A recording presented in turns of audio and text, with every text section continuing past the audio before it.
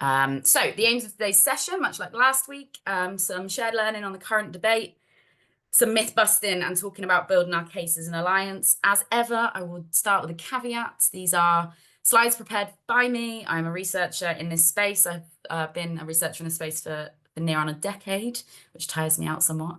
But of course, there are many, many views in this. I'm not claiming to know everything. Everyone on this call, I'm sure, has a lot of things to add to the debate, but we really just wanted to start off at a baseline of understanding and then move forward from that. So don't hold Neff accountable for what I say is probably the best way of putting it. Next slide, please, Domi. Okay, so rent controls. Why are we here? Why now? Why are we talking about this? It goes without saying to the people in this room that unaffordable rents have caused massive rises in evictions and homelessness across the country. We know, and Neff have done some research on this, that a lot of public money that should be spent on social housing and other services is being subsumed by private landlords via local housing allowance to top up the unaffordable rents. We've done some modelling that shows that £70 billion of public money over the next 5 years is going to be paid directly into the pockets of private landlords. And of course, we know that a lot of the houses that they're renting out were previously social homes that we lost under the right to buy. So of course, this is a big issue that cross-cuts many areas of housing and local government bankruptcy and other issues. We know that there's been recent policy changes that have sought to shift the balance of power more in favour of tenants, but unfortunately the Renters' Rights Bill doesn't have any mechanisms in it to address the affordability crisis, and that's why we need to be pushing on our other areas.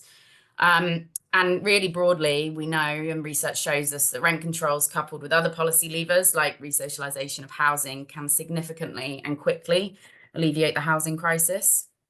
Next slide, please, Domi.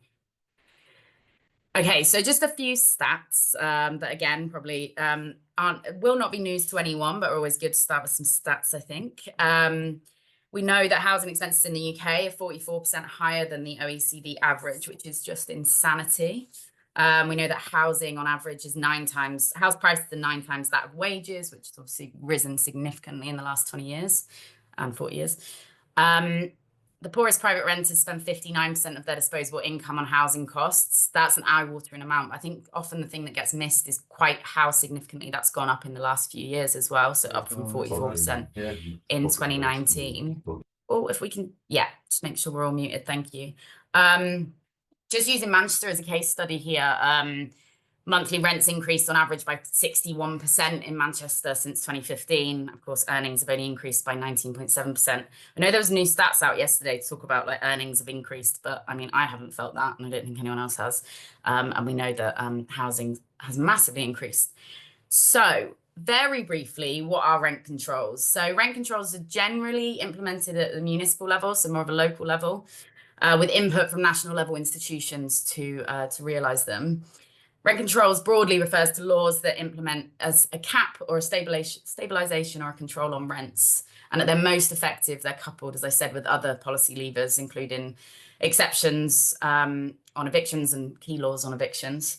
There are 3 types of rent controls, and I think this is probably the most important takeaway from today, is that often when you see people arguing against rent controls as a thing, they're talking predominantly about first-generation rent controls that are quite often referred to as quite a blunt rent control, which I'll go on to the Scottish case in a minute, because the Scottish case is used as the argument in the UK as to why we can't have rent controls.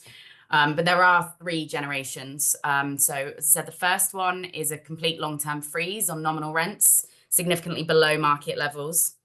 Hard rent controls are often called, have been introduced in exceptional circumstances. So like during the interwar period in the UK, or in the 80s as well, during acute housing crises, which of course we're in now.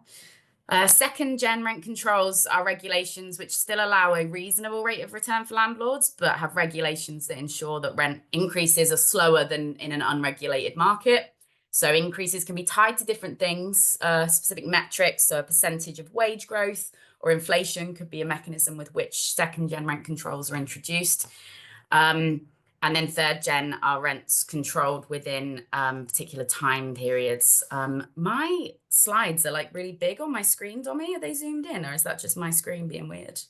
No? Okay, well, let's find out what I wrote on these slides. Okay, so main arguments for rent controls, of course, is kind of where we need to be at. So in the 1980s, as much as the mainstream media will not like us to know, the UK did have robust rent controls. Tenants paid 10% of their income on rent. And as I've said, I mean, that's actually outdated. I've said it's upwards of 30. I've just said it's actually 55 on average. And new stats from the ONS came out today to reiterate that. But main arguments really broadly when we're making our case for rent controls to policymakers and others is around, firstly, rent controls would lift millions of tenants out of poverty. Secondly, economic growth, because there'll be more disposable income. Do forgive me for referencing economic growth. The current government are absolutely obsessed with it. And I think, you know, I've spoken to quite a few people on this call about this and in our role at NEF and engaging with policymakers. Sometimes we do have to move towards speaking their language somewhat, or you shouldn't have to kind of speak their language around rent controls. It's quite obvious the housing crisis that we're in, but it is worth noting that the whole kind of fallacy of unregulated rents in the context of the government constantly going on about growth, which means that we can't spend any more money in the economy because, you know, you're spending over half of it on rents. And it's also worth noting as well that the stats on how much of someone's income is spent on rents are quite misleading, because that's just the baseline of rents. So that doesn't include, so if we're saying it's on average 55% of people's incomes now spent on rents, that doesn't include council tax, that doesn't include utilities and other issues. So actually, you know, we're looking at upwards of a lot higher. Of course, the third argument is around stability for tenants and protection for long-term residents. You know, there's been a lot of talk, and this is not to disparage the work done for the Renters Reform Bill, which has, you know, been Renters' Rights Bill, beg your pardon, which has been massive and is a huge step relative to where we are. But a lot of the coverage on that bill is around the abolition of Section 21 evictions. Now, they're no-fault evictions, which I'm sure everyone knows, but just for those that don't, which is where your landlord can evict you for no fault of your own, predominantly because they want to raise the rent. Now, yes, they're being abolished, but if we don't have any stabilization of rents in terms of their rising, then people are going to continue to experience de facto Section 21 evictions, because if you're unable to pay your rent because your landlord's risen your rent to the highest point, then that's not your fault. So I think it's really important for us to be really pushing back on that, because that's been quite a lot of the coverage of like a big win. And as I said, that's not to take away from that bill, but the idea that Section 21 evictions won't exist anymore is a fallacy, and it's important for us to push back on that. And of course, as I said, the last argument is around the redirection of public funds away from local housing allowance being used to subsidise private landlords' pockets and being moved into different spaces. Next slide, thanks. So main arguments against rent controls. So the first one, which I'm sure you'll all be aware of, is the supply and demand argument. So this is the argument that you will see across all media, and often people that are against rent controls will always talk about, oh, economists show this and economists say this and the research shows this. And we're going to go through a bit of that in a minute to kind of move past that.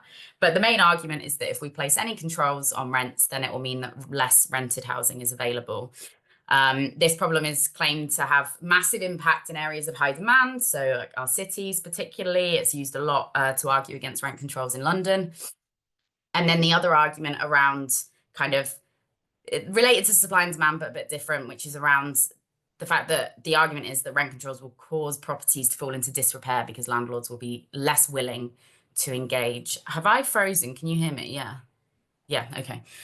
Okay. So just let's take this supply and demand argument as a first one for myth busting.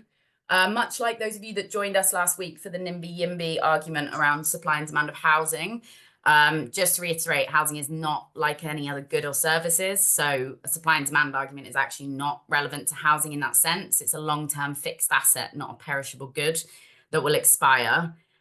So if a landlord exits the buy-to-let market, which is what the claim is around rent controls, that house doesn't just disappear. It doesn't evaporate just because the landlord chooses not to rent it out. Instead, these homes become available for others, and that could be first-time buyers, but that could also be social and private landlords. You know, we know that housing is the most profitable commodity in this country. The idea that, you know, rent controls would cause a mass exodus, aside from the fact that a mass exodus of private landlords would be beneficial for everyone that's renting, it also just doesn't stack up as an argument. It's also worth noting that over 90% of housing transactions are in the second-hand market. So it's not around people buying or renting newly built homes. As I said, the homes already exist, so they don't just disappear. And also the other key argument around this is the evidence we have from elsewhere in Europe.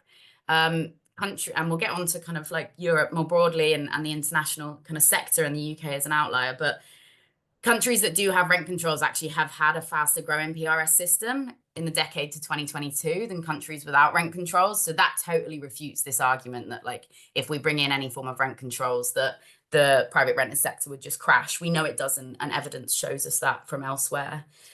So the second main argument is we don't need rent controls, sorry, we just need to build more homes and then prices will fall. Again, a very similar argument to the one we discussed last week with the whole YIMBY argument. So this is based around the fact that if we just deregulate the planning system and unblock all of the blockers that Keir Starmer talks about, we can build more homes and the rents will fall. And then the other side of this argument is that planning restrictions have raised rental and housing costs by as much as 35 to 40% than what they would have if there was a more liberal planning regime. This is like quite a big, strong argument that a lot of people that are against rent controls use. Next slide, please, Domi. Of course, this argument is, perpetuated by those with a vested interest in house building, as we know.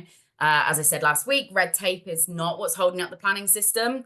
It's public cuts to planning departments. And I'm not going to rehash my love for the planning system that I did last week, but it's a key pillar of kind of democratic accountability for us and something that we should be fighting for. New research also shows that there are 1.4 million developments that are currently sitting unbuilt but have planning permission on them. Now, we know that's not the fault of the planning system. That's the choice of developers, because what they do is they buy up land and they speculate on that, right? So they get the planning permission that increases the value of their land by 275 times on average. And then they wait until the most profitable time in which to build. Now, often developers would argue that's because like inflation holds them back. But, really the argument is around the fact that they're just waiting for it to be more profitable. And I think the other aspect to the deregulation argument is that we know that developers can't be trusted to uphold their legal obligations. So any form of deregulation in the planning system will just mean that we have more unsafe housing that are in worse conditions. I've referenced here the Manchester case, which some fantastic colleagues at Sheffield have just put out a report on. I'll put it in the chat in a minute. But they found that, again, this will be no surprise to anyone, but between 2012 and 2020, 25,000 homes were built in Manchester. And 20% of them, as per the policy, were earmarked as affordable or social, and only 151 affordable homes were built. And obviously we know affordable is 80% of market rate, so completely inaffordable. Before I get to this kind of minimum wage argument, I think it's worth just saying that, like, for any of us that are advocating for rent controls, it is worth acknowledging that rent controls must be implemented well, and it hasn't necessarily been the case in the past, but also that's not specific to the policy of rent controls. Every policy is only effective if it's implemented well, and if the local conditions and nuances of place are taken into account. And often that is kind of talked about as if it's just a rent control issue. It's not. Anyone that works in any policy in housing or beyond knows that unintended consequences of policies can happen if a policy hasn't been well thought through. And also worth adding as well that if you read kind of the classic textbooks that are against rent controls or the economic arguments, the references that they make to them are in the abstract. So they talk about rent controls as this kind of abstract beast that doesn't exist within place and isn't tangible. And therefore they can make the argument that if you introduce blanket rent controls everywhere forever, that in certain pockets of areas that will have unintended consequences. That's not what we're advocating for. We're advocating for well thought through, locally embedded policies around rent controls. And I think the other thing, just to add, that I forgot on the other slide when I was talking about the insane argument around properties falling into disrepair, is that that's a choice made by landlords, of course. And if we had better regulation, that is a choice that they wouldn't be able to make. The idea that properties would fall into disrepair as a direct result of rent controls is quite a wild argument, but is one that's been put to me, and I'm sure many others, whenever we have this conversation. So on the case of minimum wage, I wanted to bring this up because I think I've used this argument in different spaces. I actually used it in a panel that I did with a load of housing lawyers, and it went down surprisingly well. And I think it's a really good case for us to make. So the same argument that was leveled against introducing controls on rents was made to oppose the introduction of minimum wage. So the argument back then in the 70s and 80s was that if we introduce a minimum wage, we'll see a mass unemployment spike, and it will cause huge unemployment. And that was argued as the unintended consequence of that. We know now that there is unequivocal empirical evidence to show that that didn't happen. It actually boosted living standards, it boosted the economy, it had hugely positive effects. And I think it's just always worth contextualizing kind of any policy argument, particularly because arguments around housing equality, whether it's around building homes, social homes, rent controls, conditions, whatever it is, they're always very polarized arguments. We're often framed as kind of this folk devil that just wants to ruin people's lives and make people homeless. So it's really good to have other policies to our hands that can really disprove the arguments that are being made. Next slide, please, Dommy.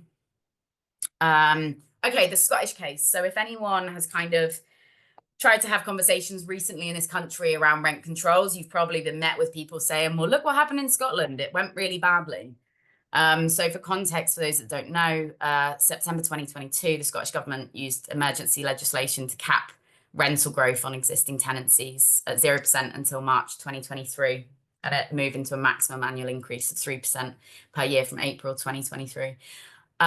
This was, a landmark piece of legislation. It was hugely important. Rents in Edinburgh increased by over 80%, completely unsustainable, and fought for very hard by our good friends in Live in Rent, who did incredible work around this as a tenants union. It's worth saying that, and this is no kind of value judgment on the Scottish case or no criticism of it, but they used first generation rent controls, as I said earlier, and that's why it's important to know the difference between a generation of rent controls, because these blunt nominal freezes were intended to only be temporary and only on in tenancy rent increases. So when people present the Scottish case as an example of why rent controls failed, they fail to understand that that's actually, or they actively, deliberately misunderstand that it was a very particular type of rent controls that were implemented in that context. And the problem with the Scottish case, as activists have acknowledged and researchers have, is that there was an in-tenancy loophole that meant that landlords could compensate themselves for a lack of rent by hugely increasing rents between tenancies. And this then pushed rents up.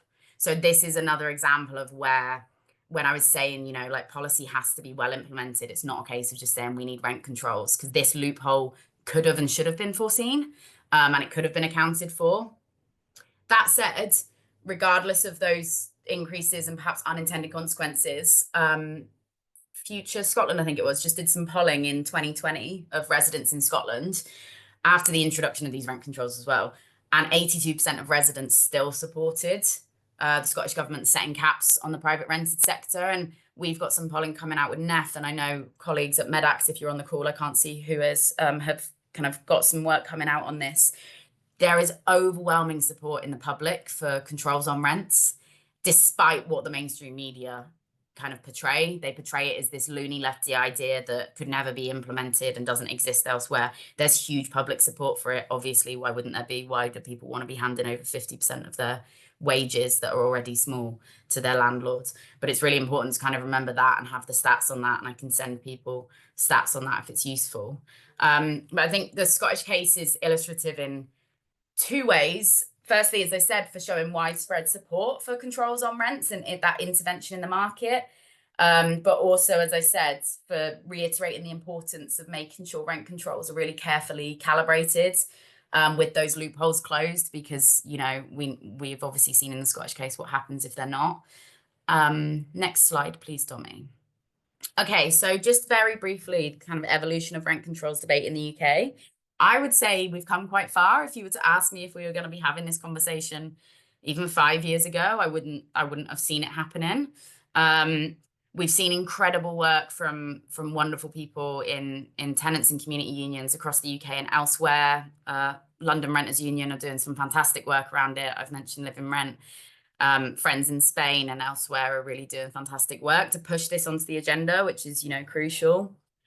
Some people may have seen the London Assembly recently did a rent control commission. Zoe Garbett, who's a Green politician, Green member of the London Assembly, have done a commission on rent controls in London. So, I think it is worth always taking stock of where we've come from. I think we can be quite negative maybe in the housing movement and kind of not think about where we've come from and where we're going. And there has been much broader mainstreaming of the rent controls debate, which is hugely important. Some of you may have seen that around the time that the renters' rights bill was going through the Commons recently, there are a few MPs, Paula Barker and Wavertree is one of them, talking about stabilization as rents as a key issue. The Renters Reform Coalition did a lot of hard work lobbying them on that, and obviously that's indicative of what I said, which is that bill, the Renters' Rights Bill, doesn't have any affordability mechanisms in it right now, and it won't if it passes in its current state.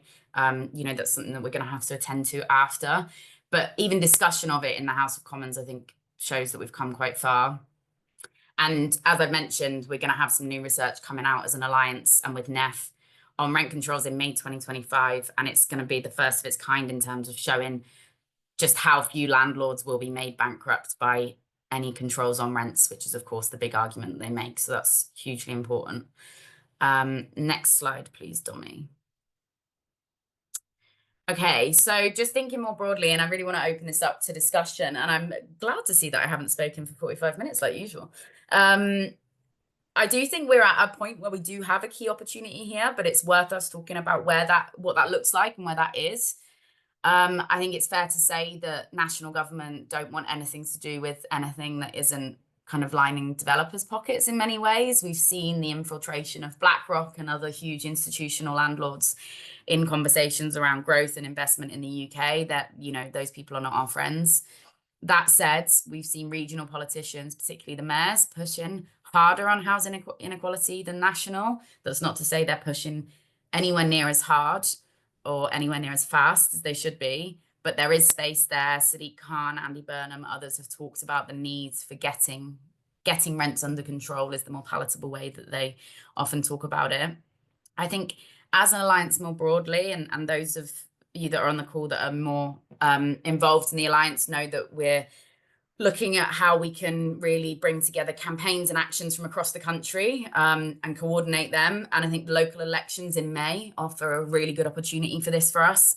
Of course, it's the first test for the Labour government to see quite how badly they are doing at the polling booths, which I don't think will be a shock to anyone. But we do know that the cost of housing is going to be a really key issue at that local election. And there's a lot of people that are worried about losing their seats and losing power in their local areas because the cost of housing is not being attended to. So it does offer us quite a good opportunity to try and make some good headway on this argument.